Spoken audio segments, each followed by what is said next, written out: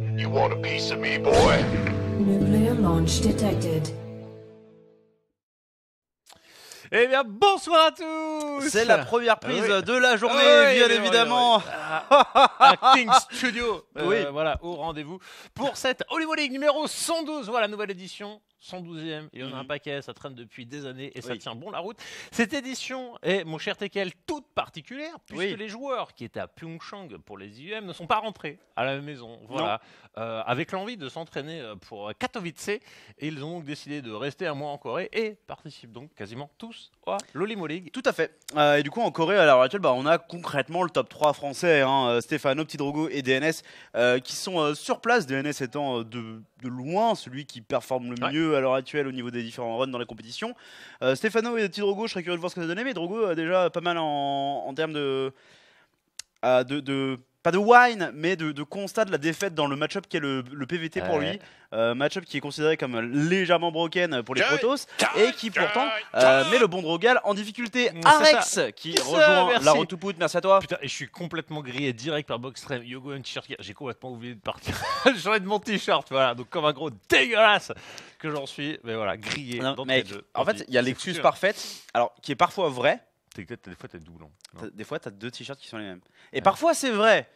Mais Sur les deux viewers t-shirts, ne peuvent pas savoir si Ouais. c'est vrai, tu vois. Donc, on Ou pourrait faux. m'étonner jusqu'à l'infini. Franchement, je la mets trop, celui-là. Je les prends en double. C'est ça. Je les prends en Non double. mais typiquement les t-shirts, moi que tu sais, j'ai eu un t-shirt Dawn of War pour l'OPSP Dawn of War, ouais, et en fait il en restait plein, tu vois, donc je me suis dit aujourd'hui j'ai rien à mettre, j'en prends un deuxième, tu vois. ouais. Et voilà, du coup j'ai deux t-shirts Dawn of War. Évidemment. Mais après c'est plus compliqué pour d'autres t-shirts, faut le faire C'est ça. plus avec les t-shirts au gaming. Ouais, ça, bah, t-shirt réveillé que j'ai tous en 10 exemplaires. C'est ça, c'est y a ça. pas de souci. Je Ouais, pourrais ouais. tenir 3 mois juste avec ça. Donc, aujourd'hui, donc on l'a dit, particularité de cet événement, on a tous les jours forêt dure. Et Oui. comme un bon tirage de tournoi, et ben les Français ils se tapent dessus au premier round et du coup on a DNS contre Stéphano. Voilà. Un peu à l'image de ce qu'on aura à Katowice, où c'est pas Stéphano Drogo, Katowice, ou c'est DNS Stéphano. Stéphano qui joue lequel des deux Protoss? Je sais pas, Je crois pas que c'est les DNS. Tu connais pas le bracket? Non. Donc je vais, j'ai juste envie de vérifier avant qu'on Le lance le bracket match. Katowice. Et je crois que c'est Stéphano DNS et Drogo, il a un truc genre dégueulasse. C'est pas un gros terrain bien sale. En gros terrain bien sale, t'aurais eu Thermal, spécial, Attends, quel Azur. Ah non, c'est un KR. Ah c'est un KR. vrai, ah ok. C'est DNS Stéphano, c'est Oh, ça, putain. et c'est Drogo. Ah non, Drogo, Drogo il a Puck. Puck. Et c'est ça, il y a Ouais, bien Marou de son côté. mais il après. rencontrerait Marou juste après, sachant que Drogo il a perdu 2-0 contre un Marou qui avait 200 de ping sur le qualifier IUM à Pyongyang justement. Du coup là c'est compliqué d'un coup d'un seul. Oui. Donc, Non, l'arme qui il va falloir compter sur un Jaco performant, voilà, qui pourrait peut-être battre Marou, on n'y croit pas. Donc voilà, aujourd'hui, énormément de matchs. Donc on commence par un DNS contre Stéphano. Dans cette compétition, on verra aussi, il y a du Innovation, il y a du Gubio, il y a du Ledger, il y a du Special, il est là, il y a ouais. il y a des trous. Ouais. Ah, il y a du trou, ça c'est ce que j'attends avec impatience. Je crois qu'il y a du Ragnarok aussi, enfin bref, ça va être bien. Ouais. Il y a de la... Attends, Non. dans les Protoss, je crois que je n'ai pas beaucoup cité. Je crois qu'il y a Creator, il y a Dia. Enfin voilà, c'est grosse. En vrai, il y a tous les joueurs qui préparent pas un match cette semaine-là pour la GSL, quoi, Ouais, concrètement. c'est vrai. Et il y a énormément de foreigners, puisque comme vous le savez peut-être, Base Street TV avait l'année dernière ouvert une team house en Corée. Maintenant, ce n'est plus Base Street TV qui gère le truc. No Regret qui manage le truc a vraiment entre guillemets pris son indépendance via de Base Street TV. Et ils font tourner le truc. Et du coup, ouais, ils ont une grosse line-up de joueurs. Donc du coup, 3 Français notamment. Mais du coup, il y a aussi Puck, il y a Special, il y a Utarmal, il y a Quel Azur, il y a Time, le chinois aussi qui est dedans. Donc pas mal de foreigners qui envahissent un peu comme ça la Coréanie. Nous, on va du coup se lancer directement dans cette série entre les deux joueurs français pour voir du coup un petit peu lequel des deux arrive à s'imposer et à avancer dans cette Hollywood League. C'est parti. C'est parti avec ici, à gauche, il a encore le vieux RC de EG, Red Call quand même, il faut le souligner. Stéphano qui est maintenant, qui officie pour Gamers Origin. Ah bah c'est Stéphano, trop tard, j'ai foiré. Ou alors c'est peut-être parce qu'il regrette de ne pas avoir piqué la bonne race dans Warcraft 3. Orc. Et en bas à droite, il s'agit du joueur Protoss rouge pour Cascade DNS. Il est vrai. Non mais Orc c'était clairement la meilleure race. C'était la race du swag, c'est la race du plaisir, c'est la race de l'honneur quelque part. Ouais, des raiders qui couraient, qui tapaient les bâtiments en récupérant des thunes. Ah ouais. bonne unité de trade base, hein. Heureusement qu'ils n'ont pas repris le concept sur StarCraft 2. Ah bah, tu sais quoi, j'aurais bien aimé que les intercepteurs, plutôt que de coûter des thunes, ils en récupèrent, tu vois. Et Ça aurait été intéressant. Ça aurait aussi fait une bonne unité de trade base. Du coup, la première probe ici, qui est en train déjà de traverser, hein. Bien évidemment, on a beau être sur Agora Mauve, tu scoutes rapidement parce que c'est le fucking match-up. Ouais. Stéphano, ça. J'attends de voir en fait ce qu'il va donner dans le match-up parce qu'il était très limité, on le voyait par ses build orders sur sur ses dernières sorties en tournoi. Maintenant, il avait une micro-gestion qui était énorme, donc c'est ok, bon, voilà, il y a une limite CCBO. Et là, le patch est passé, l'Hydralis passe maintenant à 2 améliorations, donc il est impossible pour Stéphano de refaire le même build order qu'il faisait avant. Genre, c'est impossible de rusher l'Hydralis qui a 40 drones avec. Bah, tu peux le faire, mais c'est nul. Mais ouais, non, mais déjà que c'est pas très fort avant, là c'est encore plus nul. Ouais, non, son build n'était pas très fort avant parce que c'était un rush Hydra à 40 drones pour jouer défensif. Oui. Et c'était pas un rush Hydra à 40 drones pour faire un all-in, et qui déjà en plus faisait plus sur 45 drones de base. Donc là, effectivement, le build initial de Stéphano est normalement à jeter par la fenêtre. Et en vrai, c'est la bonne occasion de le jeter par la fenêtre parce qu'il y est un peu forcé. Et Stéphano, c'est un peu un mec qui a tendance à insister avec ses build orders, un peu dans l'idée. Ouais, mais je suis fort mécaniquement, donc il y a un moment où si je continue à progresser mécaniquement, je vais le faire passer. Mais la réalité du jeu, c'est que parfois tes mécaniques ne vont pas aussi vite qu'un build order optimisé. Donc c'est peut-être mieux d'avoir un meilleur build order. C'est ça. Maintenant, il pourrait faire presque quasiment la même version mais avec le tir des cafards à la leader. Et tu en as des variantes All-in Roach plus Queen, un Nidus qui sont très très sympas. Et la variante Macro Game. Évidemment, il va de soi. Donc là, on est avec les Zerglings pour pousser la prop, planquer le timing de la V3 qui est toujours. Voilà, décalé 32 populations, il n'y a pas de souci. Ici, on a la porte spatiale qui est immédiatement scoutée, pas d'embrouille là-dessus non plus. C'est l'ouverture la plus gendarme qui soit dans le match-up pour les deux joueurs pour l'instant. Ouais, effectivement. Et ici, du coup, le bon Stéphano qui va juste se rajouter 2 petits Zerglings supplémentaires, encore une fois, dans la normalité la plus totale. Les interrogations pèsent principalement sur ce qui va sortir. Les 2 premières unités en fait de la Stargate. Parce que va forcément y avoir un oracle dans les deux, mais il peut y avoir aussi un deuxième oracle. Va y avoir un Phoenix en premier, DNS effectivement qui est un gros aficionado de la suppression du map control du joueur Zerg, puisque voilà c'est quand même un atout assez important de cette race là pour le coup. Il y a les overlords, il y a le creep, il y a la mobilité des Zerglings en début de partie. Donc si tu arrives à limiter l'information qui peut être prise, tu peux tenter de créer des petites arnaques. Et je dirais qu'en fait tu peux en avoir des grosses. J'ai joué le bon joueur français Lind tout à l'heure. Voilà. Ah, il m'a fait un vieux BO de Derpo à l'ancienne où c'était sur je me souviens jamais du nom de la carte corrosion. En fait il avait Lind. Il a fait 4-5 Phoenix et tout ça, et vu que tous les joueurs protos qui font ça sur cette carte là c'est pour partir air ou tu vois bien défensif, ah bah non en fait il n'y avait pas de B3 et il a fait des adeptes, il y avait des colosses et... What et... Ok. À l'ancienne, non mais vraiment le vieux Béoline à l'ancienne, et t'es là en mode ah là j'ai B60 et là tu as 2 colosses sortir avec genre 10 adeptes et 3 centres. Tu veux pas m'envoyer le replay par hasard? Ou si tu veux. J'ai vomi, je me suis fait chier dessus de manière immonde. C'est la punition pour pas avoir payé le speedover. Moi je dis pas non au replay parce que là à l'heure actuelle j'ai genre 30% de win contre Zerg. Du coup je fais juste le build de Cripsel à toutes les games parce que j'ai même pas envie de jouer les games en fait contre Zerg. Voilà. Et des fois ça passe et la plupart du temps ça passe pas parce que j'ai pas micro. Mais ça c'est un autre problème. Ah merde. Le conseil crépusculaire qui est en train de se terminer en quelques adeptes et du coup c'est effectivement le glaive résonnant qui est envoyé de la part de DNS. On devrait warper incessamment sous peu 3 adeptes supplémentaires du coup de la part du jeune joueur français et bien sûr Poitou-Charentais. Ouais. Donc là on a un Stéphano qui a défendu la première élection sans aucun souci, un Laura qui n'a pas récupéré de kill. Maintenant le Phoenix a tué un dominance qui est le minimum en fait à faire tomber. Plus l'autre qui était parti scouter, mais ça c'est un petit peu normal. Ben franchement il y a encore rien d'essayé dans cette partie en fait, tout est faisable, il n'y a pas forcément grand chose à dire maintenant, il faut juste voir les orientations des 2 joueurs. On a le Bata Hydra du côté de chez Stéphano, donc on a squeezé un Bata Balling ou un Terre des cafards défensif, ce qui lui permet d'avancer très rapidement en fait sur ses drones. Et en fait vu qu'il y a B3 de l'autre côté, bah, pour l'instant ça semble plutôt être la bonne prise de décision. Ouais, enfin déjà rien que là, comparé à ce qu'on disait en début de partie par rapport à son ancien build, avant il posait vraiment beaucoup plus tôt l'Hydralis Den, du moins il le faisait sur moins de drones.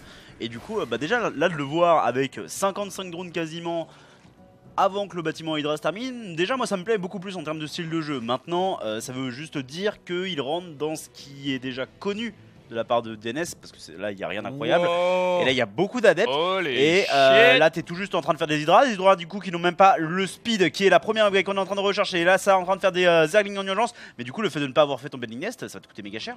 Oh, il y a tellement d'adeptes ici par rapport à ce qu'il y a en masse Hydralisque. Est-ce qu'on accepte ici? On a défoncé la première queen. Voilà, on tombe en plein milieu des Hydralisques. On en récupère déjà 3. Déjà, c'est ultra rentable pour le joueur Protoss qui, dans ce genre de situation, en général, ne coupe pas sa production de prob. Il peut continuer de les lancer parfois histoire de compléter son économie pendant qu'il met en panique le joueur Zerg qui est obligé de faire un stop. Là, on joue la très grosse sécurité. Les adeptes qui sortent plutôt que de tenter de rentrer dans la baie de là. C'est pourquoi pas, c'est le mec en fait qui respecte en fait la macro de son adversaire en mode bon, je sais qu'il va y avoir beaucoup donc je préfère jouer la sécurité. Oh ouais, et de manière la notion de perdre des adeptes est assez mauvaise en fait ici, puisque c'est concrètement sa seule force armée. Oui, il y a 4 Sentry, il y a un immortel en production et il vient de le cancel ou il s'est terminé le bâtiment en colosse? Il l'a cancel. Ouais. Ok, il s'attend peut-être à une forme de all-in de la part de son adversaire. Et du coup, comment tu joues les résonants en fait, immortels? Tu récupères les thunes pourquoi, tu vois, genre parce que là il y a rien de plus lancé. Même si tu voulais pas, tu sais, vu qu'il était pas mal avancé le bâtiment, est-ce que ça valait le coup vraiment l'annuler? Je sais pas. Genre, bon, c'est un choix comme un autre. En tout cas, Stefano qui a en double amélioration. Tu sais, ça revient, revient un vieux style qu'il avait en fait. C'est marrant. Ah ouais. Mais est-ce qu'il y a... Ok, non, il repose le bâtiment à Colosse avec sa forge. Je me demande en fait s'il y a... Enfin, à la base, je me demandais s'il n'y avait pas un côté du genre j'ai l'impression de me faire bullshiter et que ça va être du coup en fait des lurkers. Donc peut-être poser une deuxième robot, ton archer des Templiers, faire le charge-lot parce que ça a du sens contre lurker plutôt que Colosse. Mais en fait, non, il continue genre tellement d'adeptes. Est-ce qu'il va réellement jouer genre adepte Colosse? Ça paraît extrêmement étrange parce que du coup, genre, le moindre lurker qui arrive sur le terrain ou la moindre unité sortie de la Spire qui arrive sur le terrain, ça va vite devenir la merde. Maintenant, tu peux aussi crush la game sur une fight. C'est ça, hein, c'est un très très gros pari de la part de DNS et... En fait, je pense que c'est un anti-pleb de Stefano plus que quelque chose qu'il aurait vu dans la game. Par car là, il n'y a aucune information, hein, comme quoi il aurait scouté toutes les bases et qu'il saurait pertinemment en fait ce qui est en train de se tramer. Là, pas du tout. Il a vu de l'Euralis, il sait que c'est Stefano, il doit bien se douter que derrière il n'a pas d'aiguille, ce n'est pas son bâtiment favori. Non, au moins, quand il en fait, c'est pour faire des corrupteurs et non des mutalistes. C'est bon, il y a beaucoup d'unités là. Il y a beaucoup d'unités. Hein. Ah mais il y a beaucoup d'unités, surtout les Bane ils ont pas le speed quoi. Là c'est une des problématiques qui reste présente dans le play de Stefano, c'est que son T2 il arrive méga tôt, mais le Bending Nest arrive méga tard et d'un coup d'un seul t'as des Benlings qui n'ont pas le speed contre des adeptes qui ont les glaives résonnants. Là il suffit de caler les bons sets de performance, ils n'ont même pas besoin, on n'en cale que 2 et on peut complètement intercepter les Benlings avec les glaives résonnants. Et ici tu peux pas miner avec tes drones, ils vont tous mourir si tu fais ça. Tu peux même te faire force tuer, voilà, non, les drones. Est-ce qu'à aucun moment en fait tu vois le shit. joueur proto genre tuer Stefano là-dessus? Mais en fait, juste l'avantage économique et l'avantage de population qu'il est en train de prendre fait que là, il est en train de mettre une pression qui est énorme. Il a tué une base, même si là il y a la B4 en contrebas. En fait, il est en train de gangréner Stefano et du coup, petit à petit, Stefano il va devoir réaliser que il faut qu'il se coupe un bras s'il veut survivre. Et ce bras-là, pour le coup, c'est le bras de son économie essentiellement qui est en train de complètement pourrir sur lui-même. Et là, faut. Alors, déjà, faut arrêter ton speedbane de lancer, ça serait pas mal, ça serait une plutôt bonne idée dans l'ensemble, je trouve. Et faut produire des unités et faut tenter de bourrer en frontal. Mais je sais même pas si c'est possible. Est-ce qu'il est pas déjà trop tard là? Non mais ouais, là il s'est fait complètement abuser. Il y a 70 contre 50 en termes de récolteurs. T'as cette base là qui se fait facilement défoncer et t'as une valeur d'armée qui est pas glorieuse du tout. Hein. Non là c'est le speedman qui est lancé mais en mode catastrophe. Le Protoss il est toujours en train de menacer. Et voilà le Rico. Je trouve que c'est l'une des meilleures options. Genre, en fait l'une des seules façons de perdre la game là pour DNS, ça serait de se faire choper sur la retraite en plein milieu de la carte, creep ou pas creep et tu perds beaucoup. Ouais, donc, le rappel, franchement, voilà, sécurité absolue et ça devrait être bien pour un point. Et de manière générale, enfin, en tant que Protoss, avec le recall tel qu'il est à l'heure actuelle, genre, faut complètement oublier les plans de type maintenant je vais traverser la carte dans l'autre sens pour rentrer chez moi. Non, tu mets ta pression, tu fais en sorte de pas t'empaler et tu recalls tes troupes. Genre, perdre des troupes pour prendre des troupes. C'était pas utile si vous êtes Protoss, c'est un truc zerg à faire parce que vous êtes censé avoir une économie légèrement supérieure. Ce qui, si on le notera, n'est pas le cas. Ce qui met le bon Stefano dans un scénario complètement une face à son adversaire. Le speedbane n'est toujours pas terminé. Il y a déjà 3 colosses, il y a 3 archontes. Comment est-ce que tu fais? Eh bien, tu ne fais pas parce que là, même si les Bane arrivent à passer, le dégât de zone lui reste intact et on va de nouveau récupérer un tour de warp avec 8 zélotes et 2 immortels qui sont en production. Franchement, Stefano il nettoie pas mal et c'est grâce à un fail au niveau d'un force field de la part de DNS. Mais DNS, en fait, sa macro elle a été tellement propre qu'il y a trop. C'est ça, genre Stefano je crois qu'il a fait la meilleure fight possible compte tenu du fait qu'il n'avait pas le speed bane et il avait 32 pop de retard.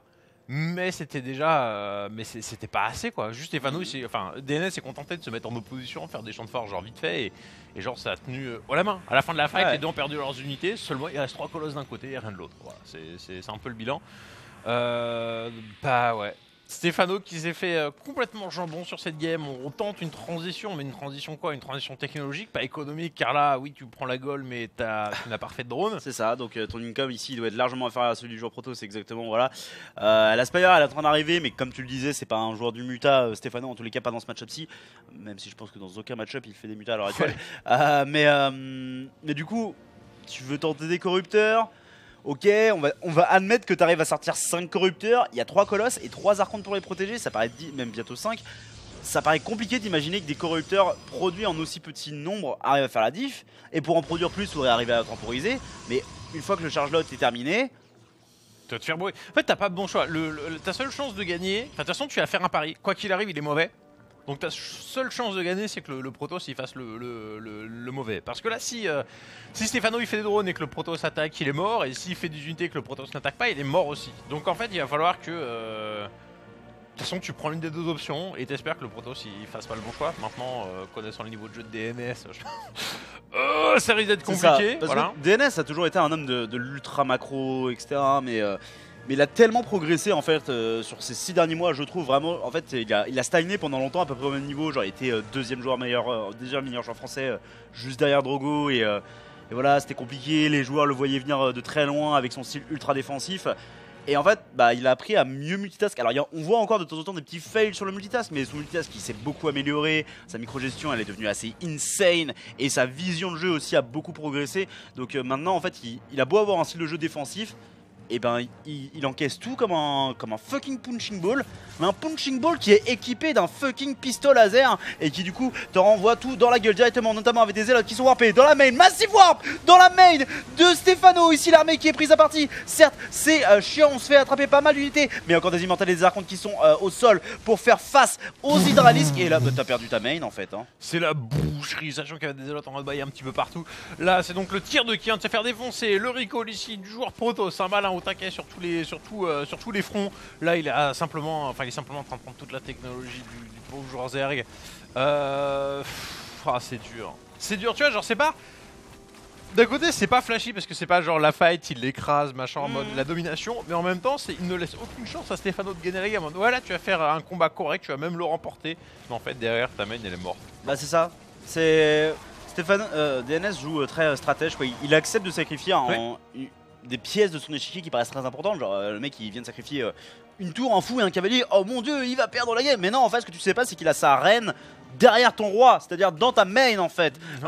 Donc c'est très complexe. Bon ici il va perdre son prisme, ce qui est extrêmement dommage, mais bon de l'autre côté il est sur 5 Nexus, donc 4 bases ennemies puisqu'il y a la demi-base en Pocket Expand. Et il a juste 30 drones de plus que le joueur Zerg, donc il n'y a aucune raison de ne pas crush dans les prochaines minutes l'existence du pauvre Ilyes Satouri. Non, c'est très très propre ce que propose ici à DNS, voilà. Des colosses en production par deux, c'est cauchemardesque. Maintenant, les corrupteurs sont encore en vie. Là, on en a pas perdu un seul, donc il a déjà son atout anti-colosse, donc... Genre, il y a tellement d'archontes. Ah ouais, non. Il y aurait eu 10 drones de plus et une Greater Spire qui s'est finie il y a 30 secondes. Et du coup, ces 7 corrupteurs, en fait, c'est 7 cocons de Broodlord. Je dirais, il y a peut-être une... Mais là, enfin... Ouais. Là, ça va pas être très drôle. Ah, il y a peut-être des unités de DNS qui vont mourir. D'ailleurs, il y a un archonte qui est déjà mort et quelques autres qui vont probablement se faire gratter. Mais le problème, c'est qu'il n'y a pas d'échappatoire pour le joueur Zerg ici. Et du coup, forcément, oh là là, GG, le premier point récupéré par un très très grand DNS. Franchement, là, il a piégé Stéphano sur le leader. Et tu comprends aussi pourquoi les joueurs Zerg maintenant ils font. Enfin, tu vois Scarlet, tu vois Leader, et je prends eux comme référence à l'heure actuelle parce que ceux qu'on a le plus vu et qu'on a vu le plus performer dans ce match-up là, Roach. Ouais. Tu fais un Bata Roach parce que quoi qu'il arrive, tu vas devoir faire des unités, que ce soit contre Zero Charge, contre Adept, donc tu fais ton Bata Roach et. Quitte à avoir fait un Bata Roach, tu fais des Roach, et en gros ils partent quasiment tout le temps agressifs avec, sauf sur les grandes cartes où c'est difficile de balader le Protoss entre B2 et B3. Ou alors Shaolin en début de game. Si tu joues genre macro comme ça, passive offensive, on voit que Stéphano il fait le BO qu'il a envie de faire, il fait le drone qu'il a envie de faire, il pose le Batibra où il a au timing qu'il a envie, il se fait chier dessus. Parce qu'en fait, le Protoss il a quasiment la même écho en face, quasiment la même technologie, Seulement, il y en a un qui a 10 Zerglings et l'autre qui a 12 adeptes. Donc en fait, à partir de là, en fait, ça veut dire que ton BO, il est invalide. Tu vois, genre si tu fais le mieux du mieux que tu peux et le mec, en fait, il a juste 20 pop de plus que toi à un moment où toi t'en as 0, bah non. Bah ouais. Non. Donc ouais, il faut changer son fusil d'épaule, faut changer son BO, Ouais, bah faut. Et surtout, enfin, je trouve ça d'autant plus dommage de pas faire de roach de la part du mec qui est l'initiateur du build 200 de pop roach. Et merci White Baboon. Trouvé sur internet ce t-shirt. Mais comment dire? Ouais, non, c'est vraiment le truc. Le mec, il a construit un truc sur l'abus de la population roach. Ouais. Rappelle-toi que tu peux faire des roach. Et regarde aussi tes teammates. pas Enfin, pas tes teammates, mais plus tes compatriotes de race. Tu peux envisager de faire des roach. C'est utile. Il y a des choses qui peuvent être faites contre Protoss. Pas dans un plan de jeu ultra macro, mais. C'est ça. Bah, en fait, on peut passer immédiatement pendant la seconde game. Le style de jeu roach implique un style de jeu que Stefano n'a jamais utilisé. C'est pas le roach à l'ancienne où tu fais tout le temps les roach. Parce qu'en fait, tu fais des roach, mais tu varies les build orders. Si tu fais toujours la même chose, il y a un moment, tu vas te faire identifier et tu vas te prendre un gros hard counter. Donc en fait, les gros performeurs Zer contre Protoss à l'heure actuelle, ils changent tout le temps de build order. C'est une map, une strat. Une map, une strat, une strat. Et Stefano, c'est un match-up, une strat. Voilà. C'est un peu ça sa façon de jouer. À l'heure actuelle, dans ce match-up-là, elle ne fonctionne pas. Bah, c'est un match-up qui est trop complexe pour avoir qu'une seule strat en fait. Ouais. Du moins à ce niveau-là. Je veux dire, si vous êtes en ladder, bon, n'ayez pas peur de faire tous les jours le même BO. Hein. Bon, peut-être que des joueurs que vous avez déjà joué vont réussir à du coup vous outplay sur, ou plutôt vous blind counter. Donc vous contrez à l'aveugle. Mais dans l'ensemble, c'est vraiment juste à niveau pro. Il y a trop de petits tricks dans le match-up, de petites ruses à utiliser pour que tu puisses faire systématiquement la même chose. Parce que du coup, tu vas te faire systématiquement abuser sur les points faibles de ton build order. Bah, c'est ça, on a vu par exemple Zest contre les BO Roach. Moi, j'ai fait un double robot après avoir fait un Void Ray et puis des oracles. Et c'est des bons jugements qui coûtent très très cher. Effectivement, contre un Protoss qui sera un Zer qui sera en train de faire de l'Hydra à la limite. En fait, tu fais un Spire et tu te fais complètement ramaquer. Et voilà, faut alterner, il faut varier. Là, en tout cas, on est sur Fort Levant, très grande carte qu'on voit très très peu, qui est. Quand en fait on a des joueurs Zer de ultra haut niveau, genre les Serral et compagnie, mec, c'est trop agréable de voir les joueurs Zer jouer là-dessus parce que c'est du Roach Hydra Lurker en multitask de tous les côtés. Bon, le Protoss c'est la souffrance pour lui, mais ça crée des games en fait très très très dynamiques. Ah bah de manière générale les maps où la mobilité nécessaire ont toujours été des maps difficiles hein, pour les joueurs Protoss, mais du coup t'as cet autre paradoxe de la map qui est Eastwatch, et oui t'as plein de chemins d'accès, mais en fait chaque chemin d'accès est un choke point, et ça c'est un point positif pour une race comme Protoss, ou même parfois comme contre Terran dans un point de vue défensif contre Zerg. Donc il faut réussir en fait à forcer ton adversaire à jouer sur le paramètre que tu veux selon ta race, et du coup si tu es Protoss ou Terran, bah, tu vas vouloir forcer le mec à concrètement engager dans un ou deux points clés que tu as bien défendus. Et ce que j'aime dans cette carte et ce qui la rend dure, c'est qu'en plus d'avoir des choke points, tu as des cailloux partout qui changent en fait l'interface de la carte, et tu as des fougères partout. Et quand tu joues, tu as toujours un moment où tu vas attaquer et t'as... Oh la vache, c'était fort. Petit don pour que Yogo ait plus qu'un t-shirt dans son placard. PS, best dieu de Caster TKL. Yogo, merci à vous, merci à Diboudi. Tu fais plaisir. Ouais, donc je suis sur cette carte-là, il y a toujours ce moment où tu vas attaquer et peut-être tu sais que t'es un stade de jeu où t'as à peu près 150 de pop et t'arrives juste à un endroit où t'as juste full fougère et t'es là en mode mec, j'ai pas la vision de ce qu'il y a derrière. Ça se trouve le mec il m'attend avec des champs de force et t'as trop de trucs, t'as toujours des moments où tu vas planquer des unités et tout. Ah, les deux petits buissons que t'as montré, tu peux planquer des unités là-dedans là? Bien sûr. Sérieux? J'ai fait. Alors, est-ce que t'es sûr? Mais t'as genre sur cette carte là et l'autre, comment elle s'appelle? Enfin celle où t'as l'autre Pocket Expand. Blackwater, t'as des. Non, back, excuse-moi. T'as des bouts de buissons partout. Partout. Alors sur Backwater, je suis d'accord. Mais là, ça, tu peux te cacher dedans, t'es sûr? Parce que je te le dis, sinon parce que je le veto quand je rentre chez moi, je la teste, et si je peux pas cacher une unité dedans. Attends, mec, retourne sur le plan d'avant. Je sais pas où j'étais. T'étais sur un Overland. Là. Non, le plus bas. Là. Il y a une caverne là. Il y a des fucking Ewoks dedans.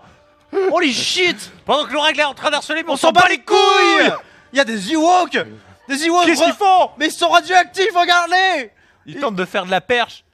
Des échasses. Non mais on peut pas zoomer plus, mais en fait j'aimerais surtout qu'il y ait une unité qui revienne parce que du coup les animations s'arrêtent quand il n'y a pas ouais. d'unité dessus. Vas-y, prends la goal. C'est clair. Vas-y, arrasse. Ouais, non. Ah Oh le petit bâton. L'autre, il est figé. Et il garde l'entrée. Et voilà, il garde l'entrée, les petits Ewoks. C'est quoi ces cris là qu'on entendait? Oudili. Oh mon dieu. Je pensais que c'était toi qui étais en train de faire une Ah, mais t'as pas un cri d'Ewok dans ta box son, Maeva? Et bah tu me trouves un bruit d'Ewok et tu l'ajoutes à ta bande son, et la prochaine fois qu'on les voit, et ben tu le passes ton son. Pardon. Ce sera l'attraction de la game. Ok, beaucoup plus fan de ce que fait Stéphano, beaucoup de Zergling, un plus en attaque méga rapide, plus en attaque de contact méga rapide, et un Bedling Nest avant le T2. C'est fermé de l'autre côté. God damn. Ouais, Bedling Nest plus un attaque. Alors ça aussi c'est un autre choix qui se fait, ou en mode... Ah pardon, bah, Multini c'est les Jawa. parce qu'à partir du moment où il faut tuer des adeptes, c'est une autre variante aussi qu'on voit revenir, ce plus un attaque très rapide avec le Bedling Nest, mais en aucun cas genre le rush hydralisque des enfers. DNS, lui qui a accumulé... Oh la vache. Ah, elle est tardive cette base. Sync, on a payé des bâtiments avant et c'est des gates. On a 6 portails, on a la charge zélote, on a 2 archontes ici et on a déjà quelques zélotes qui sont en train de ravitailler le terrain. Stéphano il a compris, il est en train de produire masse de Zergling, mais là 60 drones, quand on a produit autant, c'est assez compliqué de tenir. Hein. Ouais, mais enfin, je suis déjà content que Stéphano il varie son build order. Ici, grâce au plus d'attaque, il arrive à contester la pause de l'expand. Maintenant, ça veut aussi dire qu'il y a une grosse partie de ses troupes qui ne sont pas à la maison et ça force DNS à faire d'autant plus de dégâts. Donc t'as intérêt à sortir les bons Zerglings au bon moment. Et je serais pas contre l'ajout de quelques Bane, mine de rien, même si là ça paraît déjà tard pour les produire. Hein. C'est très long à produire dans ce genre de scénario là. Quand tu vois que t'as les unités déjà en bas de ta rampe. Les archontes justement qui la montent cette rampe et les zélotes qui vont arriver directement au contact des queens. Ça c'est dramatique, on laisse les zélotes taper sur les queens alors que les archontes eux se chargent des Zerglings. On veut pick up. Oh il pick up. Oh il a récupéré, du coup les Zerglings se sont fait complètement boucher ici. Regardez les pertes complètement catastrophiques là pour le joueur Zerg. Le Protoss qui arrive quasiment à faire un perfect ici dans cette game. Stéphano qui se fait marcher dessus. Le cyclope est là absolument à contester. Les queens qui ne sont plus en vie. Les Hydralisques qui se font broyer. On a perdu 2 zélotes, un adepte pour l'instant dans cette game. C'est un massacre le plus total. Oh et puis là les ZK arrivent en interception. C'est horrible. Stéphano qui avait la bonne idée, il l'a juste eu trop tard en fait. Hein, je pense qu'il a dit il a pas eu le temps de faire des baits. C'est ça. Du coup il s'est fait défoncer. Parce que en fait les archontes sont cool, les archontes sont forts, les archontes sont tanky et tout. Mais les archontes, ils ne sont pas très pratiques. Non mais ils sont surtout ils vont pas réussir à buter tous les Zerglings s'ils sont complètement surround. Et en fait ce qui empêche qu'ils soient tués par tous les Zerglings, c'est les Bane qui tuent tous les zélotes en fait. Ouais. Là. Oh là. Ouais. Ah la violence. Il est impeccable DNS. DNS qui s'impose 2-0 et aisément contre Stéphano. Dure défaite hein, pour le joueur français de chez Gamers Origin. Ouais, là il y a eu claque. Mais après, ce qui, encore une fois, à mes yeux, réaffirme le statut de meilleur joueur français de la part de DNS parce que t'as un peu le truc où tu te dis que à la base, Drogo il est censé être deuxième. Mais de l'autre côté, Stéphano il fait tellement tous les trucs inter qui passent, il tente vraiment tellement sa chance dans tous les qualifiers. T'as envie de le mettre deuxième quand même. Mais DNS il crush les deux à chaque fois quoi. À chaque fois qu'il est en compte, c'est un massacre. Et ce qui est assez violent, Stéphano il n'arrive pas à trouver les solutions dans ce match là. Et tu vois contre. En fait il a les mécaniques, mais j'ai l'impression, en fait un peu dans tous les match-ups, il lui manque quelque chose au niveau des builders 2. Alors peut-être qu'il va le trouver en Corée, le but étant, enfin l'échéance étant Katowice, donc dans 2 semaines. Il a encore le temps d'ajuster là-dessus, parce que quand tu vois ses capacités de jeu, sa micro, ses mécaniques, il a peu de choses à envier face à un leader et à un Serral, mécaniquement, mais en termes de connaissance du jeu, il a un vrai train de retard. Mais tu vois, je dirais pas connaissance, je dirais vraiment juste vision, tu vois, il sait.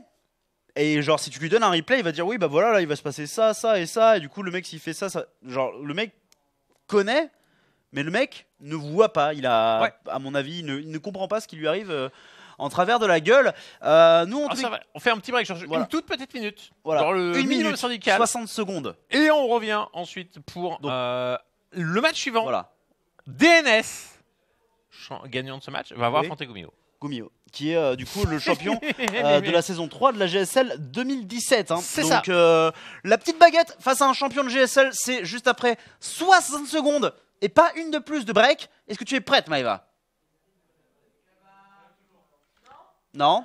Du coup, on va attendre que tu sois prête. On va dire que oui. Voilà, c'est juste pour faire le cut VOD. On revient le Voilà. plus rapidement possible. Voilà. Ne partez pas.